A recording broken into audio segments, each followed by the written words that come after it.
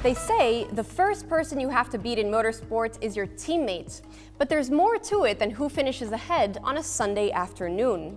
So this year, we are going to track the performance of each set of Formula One teammates using 3 key indicators from each Grand Prix, and we will bring you the updated scores after every race.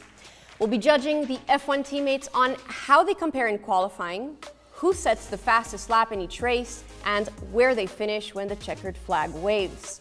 So, with the Australian Grand Prix already in the books, let's take a look at how our 10 sets of drivers are stacking up. Let's begin with Williams, starting at the back. Well, it was a clean sweep for F1 rookie George Russell, who had a much smoother weekend in the troubled FW42 than Robert Kubica, who started his first Grand Prix since the end of 2010. Kubica's weekend was hindered by a brush with the wall in qualifying and damaging his car at the start of the race. And to Russell's credit, he preferred to focus on the fact that both drivers need to work together to get Williams out of trouble, rather than make a big deal of defeating his race-winning teammate.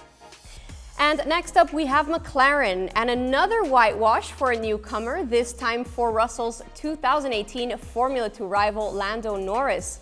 The young Brit was one of the stars of qualifying as he gave McLaren an unexpected appearance in Q3, while the more experienced Carlos Sainz Jr. was eliminated in Q1. Sainz's race was short-lived before he stopped with mechanical problems, leaving Norris to comfortably take a 3-0 lead on our scorecard after the first Grand Prix. Moving on to Toro Rosso, and we have our first duel where both drivers scored in Australia. Rookie Alexander Albon qualified 2 places ahead of the returning Daniel Kvyat, but the Russian's experience and tenacity paid off on Sunday to get him a point for 10th place and give him the lead in our teammate battle. Fortunes were also mixed for the Racing Point drivers, where Lance Stroll has moved into what could be described as a surprise lead versus Sergio Perez. Perez did a great job to get the updated RP19 into Q3 on Saturday, while Lance Stroll was down in 16th.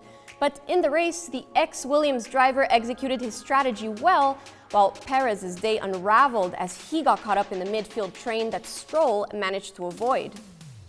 At Alfa Romeo, Kimi Räikkönen started life back at the team formerly known as Sauber with a clear edge over Antonio Giovinazzi.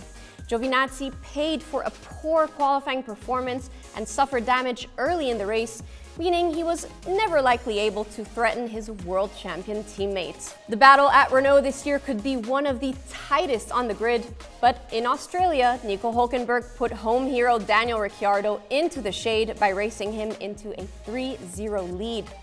Both drivers were disappointed to miss out on the top 10 on the grid, where Hülkenberg was ahead by just 8 thousandths of a second, a sign of just how close this battle could be all year.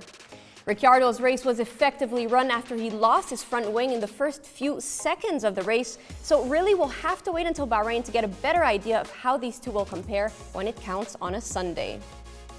The Haas team celebrated Class B honors in both qualifying and the race, with their drivers Romain Grosjean and Kevin Magnussen sharing those spoils. But it was Magnussen who came out on top in the race after Grosjean claimed the class pole.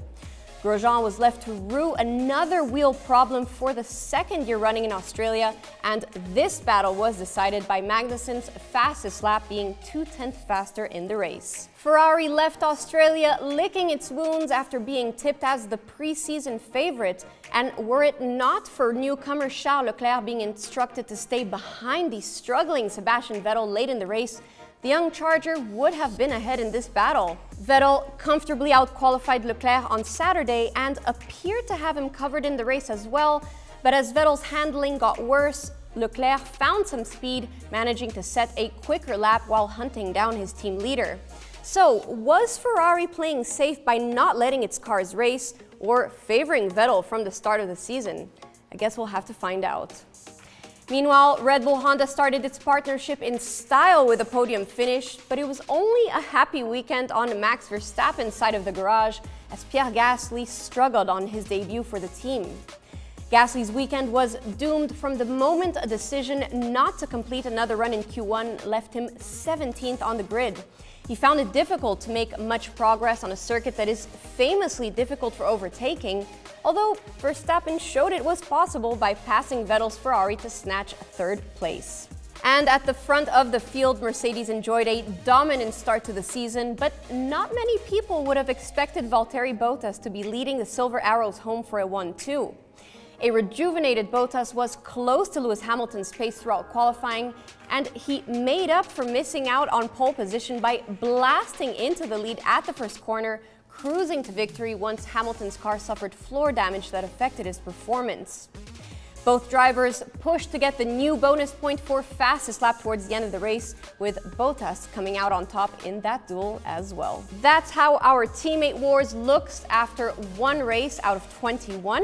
We'll bring you the latest scores after every single race throughout this season, so make sure to keep up with it and let us know who you think will win in each of these battles at the end of the year.